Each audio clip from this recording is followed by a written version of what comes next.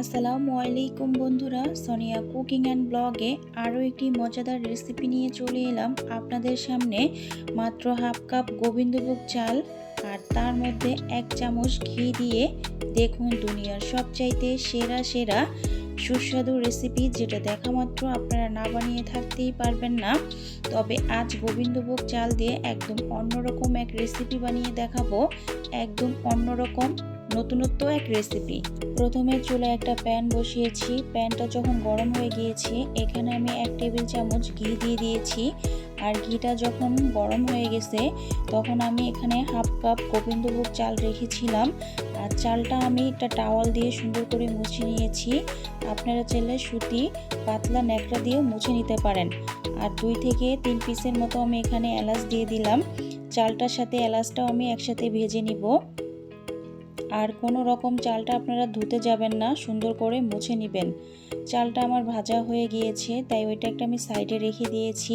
তাই এখন আমি চমচমের জন্য শিরাটা তৈরি করে নিচ্ছি। তাই চুলায় একটা কড়াই বসিয়েছি। এখন দিয়ে দিচ্ছি মেজারমেন্ট বাটির 3 বাটি পানি। এখানে আমি খেজুরের গুড় ইউজ করতেছি। আজকে আমি শিরাটা তৈরি করব গুড় দিয়ে আর চিনি দিয়ে, দুইটা মিক্সড করে বানাবো। দেখুন গুড়টা যখন গলে গেছে, তখন আমি চিনি অ্যাড করে দিলাম। এখানে আমি 3 পিসের মতো দারচিনি দিয়ে দিলাম আর 2 পিসের মতো তেজপাতা। এখন এটা আবার ভালো করে মিক্সড করে নিব। এটা যখন হবে, দেখবেন যে তেলের মতো চিটচিটে একটা ভাব হবে, তখন বুঝবেন যে এটা আপনার শিরাটা পারফেক্টভাবে হয়েছে। শিরাটা আমার রেডি। এটা আমি একটা সাইডে রেখে দিব। এখন যে আমি চালটা ভেজেছিলাম ঘি দিয়ে, ওইটা ঠান্ডা হয়ে গিয়েছে। এটা আমি মিক্সিং ব্লেন্ডারে ব্লেন্ড করে নিব। আপনারা চাইলে শিলনোড়াও বেটে নিতে পারেন। দেখুন বন্ধুরা, চালটা আমার গুঁড়া করা হয়ে গিয়েছে। ঢাকনা খুলে দিব। এখন দেখব যে চালটা কিরকম গুঁড়া হয়েছে। আর চালটা এমনভাবে গুঁড়া করতে হবে যেন মিহি না হয়, আবার দানা দানা ভাবও যেন বেশি না থাকে। আপনাদের আমি দেখাচ্ছি। এখন এটা আমি একটা বাটিতে তুলে নিব।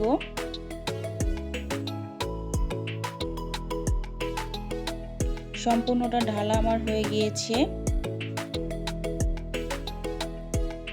আপনাদের আমি আরো কিছুটা কাছ থেকে দেখাচ্ছি, মানে অ্যাকচুয়ালি কেমন গুঁড়া হবে। আপনারা এভাবে গুঁড়া করে নেবেন।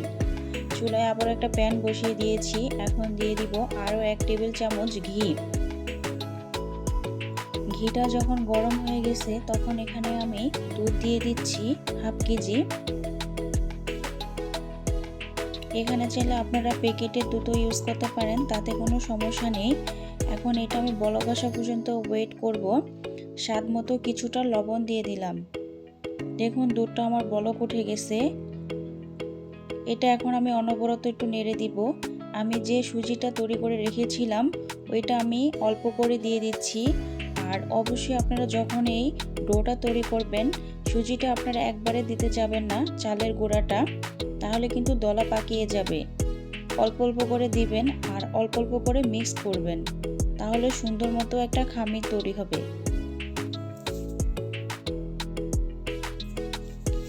এই সময় কিন্তু চুলার আঁচটা আপনারা লোতে করে রাখবেন, বেশি আঁচ বাড়াবেন না, তাহলে কিন্তু তলা দিয়ে লেগে যাবে। আমি এভাবে নেড়ে চেড়ে দেখুন সুন্দর একটা ডো বানিয়ে নিচ্ছি। খামিরটা আপনারা যখন তৈরি করতে যাবেন, অবশ্যই তখন দুধের পরিমাণটা একটু বাড়িয়ে দিবেন, তাহলে কি হবে, সুজিটা সুন্দর মতো সিদ্ধ হবে। এখন আমি এটা একটু শক্ত করে সুন্দর করে নিব, আর বেশি শক্তও করা যাবে না। এটা এখন আমি চুলা থেকে নামিয়ে ফেলছি। আর এটা এখন গরম থাকা অবস্থায় আমি হাত দিয়ে সুন্দর করে স্প্রেড করে নিব। আর এই কাজটা আপনারা গরম থাকা অবস্থায় করবেন। বন্ধুরা, আপনারা এভাবে যদি রেসিপিটি ফলো করে আপনারা বাসায় তৈরি করেন, দেখবেন দুনিয়ার সবচাইতে সেরা স্বাদে হবে। আর এই রেসিপিটি তৈরি করতে কিন্তু বেশি কিছু লাগে না, অল্প কিছু উপকরণ দিয়েই কিন্তু আপনারা বাসায় বানিয়ে খেতে পারেন।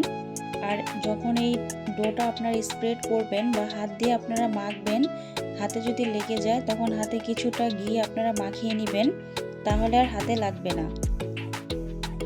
আমি এভাবে সুন্দর একটা ডো বানিয়ে নিচ্ছি।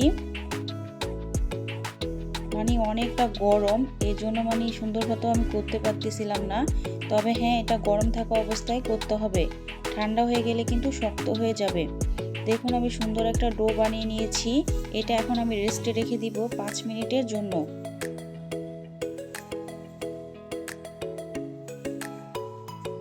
এখন একটা চামচের সাহায্যে আমি কিছুটা ডো নিয়ে নিচ্ছি। এখানে আমি গোল করে শেপ দিয়ে দিচ্ছি চমচম আকারে। আপনারা চাইলে লম্বাটাও দিতে পারেন। তো আজকে আমি 2 রকম করেই বানাবো, গোল করে আর লম্বা করে। আমি আরও কিছুটা আপনাদের বানিয়ে দেখাচ্ছি।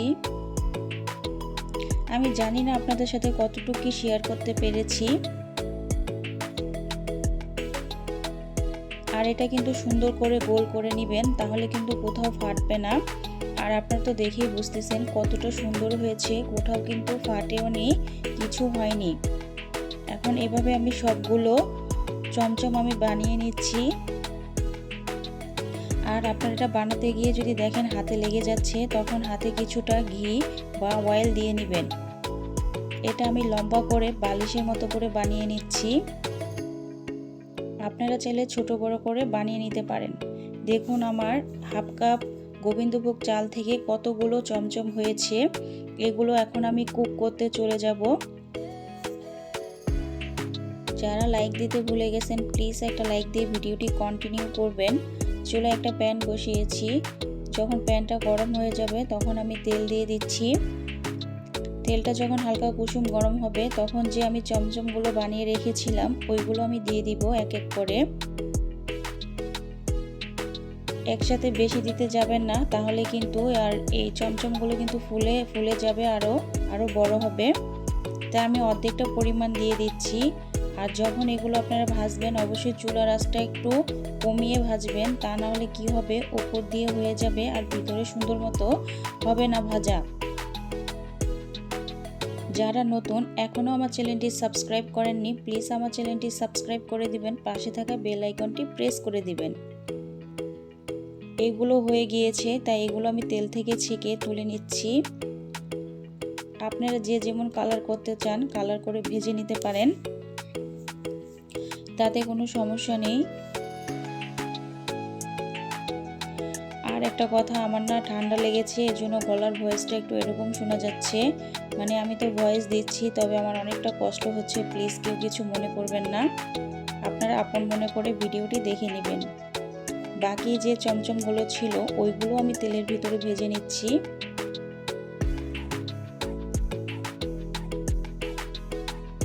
এগুলো আমি গোল্ডেন কালার করে ভেজে নিয়েছি, এগুলো আমি তুলে নিব তেল থেকে ছেঁকে।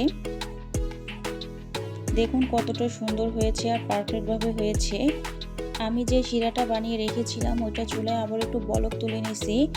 এখন যে চমচমগুলো বানিয়েছি ওইগুলো আমি এক এক করে দিয়ে দিব শিরার ভিতরে।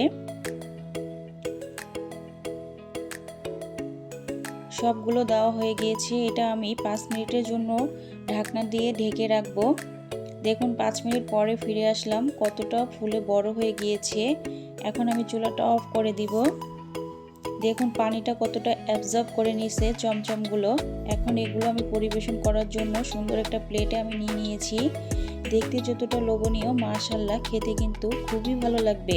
দেখুন বন্ধুরা, মাত্র হাফ কাপ গোবিন্দভোগ চাল আর 1 চামচ ঘি দিয়ে কত সুন্দর রেসিপি তৈরি করা যায়। আপনারা না করলে বাসায় বুঝতেই পারবেন না যে কতটা সুন্দর হয়েছে। এখন একটা চমচম আমি তুলে নিচ্ছি। দেখুন কতটা সফট হয়েছে, আর এটা মুখে দিলে কিন্তু মিলিয়ে যাবে মুখের সাথে। আপনাদের একটা আমি কেটেও দেখাচ্ছি। দেখুন ভিতরটা অনেক সফট হয়েছে। নতুন বন্ধু হয়ে থাকলে আমার চ্যানেলটি সাবস্ক্রাইব করে দিবেন, পাশে থাকা বেল আইকনটি প্রেস করে দিবেন। সবাই ভালো থাকবেন, সুস্থ থাকবেন। Thank you for watching my video.